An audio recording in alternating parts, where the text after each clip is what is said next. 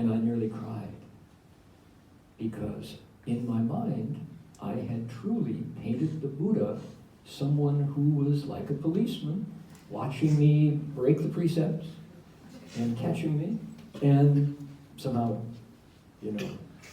punishing. I didn't take it to punishment, but you still don't understand how compassionate the Buddha really is. He's on your side. He's waiting for you to wake up. Right? And Shifu was just like that, and a good teacher knows just when the student is ready. And he gives you that, you can't quite get there yourself, but you go with the next step, right? And what did I start to do at that point? I started to internalize the precepts. Holding the precepts because I saw them differently. And if our topic is 50 years of the Dharma in the West, Master Hua's audience were hippies. We came out of the 50s and 60s and 70s, and it was a time of great rebellion. The Wayfarers were rebelling against tradition, with their music and with their young people standing up. YBAM, strong, it's good, right? We were rebelling against the Vietnam War. We were rebelling against civil rights and the abuses of racism in America. Women were beginning to stand up. It was that time. That was the 60s and 70s. So, how different that time was. And as Master Hua was teaching us, he was dealing with people who misunderstood freedom. Right? That rebellion can go too far. The idea that don't fence me in, give me a rule, I will break it. That was kind of my credo. How are you going to teach people like this about the precepts? Well, it took a while. What I understand now, this is, I think, the result of patiently, and I have to tell you, what did Master Hua say about the West?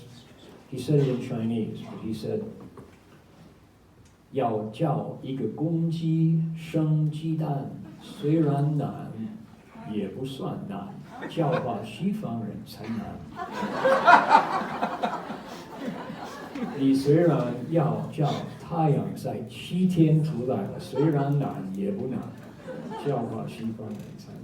He said, if you want to teach a rooster to lay eggs, that's hard to do, but you can still do it. Teaching Westerners is hard, he said. You want to know what's hard? Teaching a Western. So he used ren, he used patience to teach us because we didn't know. What we knew was look for power outside. The story is determined. You are passive. You are a sheep as the shepherd. It's a story that works for most of the world, right? The Christian story is a wonderful story. And my mother, for example, was a Christian to the end of her life. But it didn't work for me. I had a different tribe. My tribe was not camels and palm trees and deserts and burnt offerings on the altar. It was looking for the Tao. That's why when I picked up the Tao Te Ching English facing, it was like, oh my goodness. But I still hadn't translated the Buddha into a story that I could appreciate. Right? So here's how I understand the precepts. And this was when I started to actually take the steps towards absorbing, integrating, taking charge of and responsibility for the Dharma was, excuse me, I'm going to cough into the microphone. It began by understanding that the Buddha's, let's just work with the 5 precepts, right? The 5 lay precepts. You all are familiar with them. That the precepts are not judgmental moral rules. The Buddha likes you if you hold the precepts. If you hold the precepts, you are purer than someone else. If you hold the precepts, you somehow get closer to the Buddha. Okay, I mean, you can say those things. That's not what I understand now. The Buddha said, let's not quote the Buddha, let's look at what he did. He left a life of comfort to go into the palace, to leave the palace and to go out and answer a question. Can mortality be beaten? Can I not die? Because he had never seen old age, sickness, and death. Right? When he succeeded, he said, anyone who wants to follow me can do so, but watch out for 5 big mistakes that will knock you off the path. If you want to do what I did, you can. You can follow me, but don't kill. If you do, you will harm your own wisdom. You will obstruct, you'll break the mirror of your mind. And you'll have to repair it before you get past that. If if you're sitting, if you meditate, and you've even gotten really, really angry at someone, you can't sit still. You feel like your gongdelin has been burned, right? Your forest of merit and virtue. He said, be compassionate, cherish life, foster life, don't take life, and you will succeed in your meditation. He said, if you want to do what I did, you can, but avoid stealing. Because if you deprive someone else of something that is rightfully theirs, you yourself will find yourself wanting, and you won't be able to sit still. It will obstruct your meditation. The same for 3 and 4 and intoxicants, right? Those precepts are what? They are pragmatic. They are for use, for success in cultivation. They are not judgments.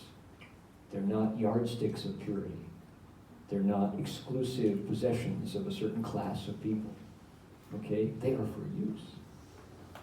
That's a new understanding, right? Because why? I was an American who loved freedom, freedom at all costs. You can't fix me.